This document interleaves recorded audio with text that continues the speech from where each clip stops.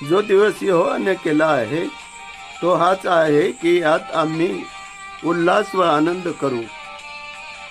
तो आपली कार्य यहोवाच्या स्वाधीन कर, म्हणजे तुझे बेत सिद्धीत जातील. परंतु जे यहोवाची प्रतीक्षा करतात ते आपली शक्ती नवी करतील. ते गरुडाप्रमाणे पंखाने वर जातील. ते धावतील तरी दमणार नाहीत, ते चालतील तरी थकणार नाहीत. कारण मी तुम्हाविषयी जे संकल्प करीत आहे ते मी जाणतो.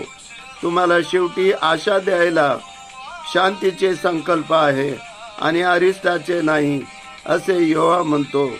तर तुम्ही पहिल्यांदा त्याचे राज्य व न्यायी पण मिळवण्यास झटा, म्हणजे त्यावर सर्व गोष्टी ही तुम्हाला मिळतील. या जगाची समरूप होऊ नका, तर आपल्या मनाच्या नवीनीकरणाने स्वतःचे रूपांतर होऊ द्या. यासाठी देवाचा जो मनोदय, जो उत्तम आणि आवडता आणि परिपूर्ण तो काय आहे याची तुम्ही पारख करावी. मला सबल करणारा ख्रिस्त याच्याकडून मी सर्व काही करण्यास शक्तिमान आहे. कारण तो तुला पारद्याच्या पाशापासून व नाश करणाऱ्या मरीपासून सोडील. तो आपल्या पिसांनी तुला झाकील. तू त्याच्या पंखाखाली आश्रय घेशील. त्याचे सत्य हे ढाल आणि कवच आहे.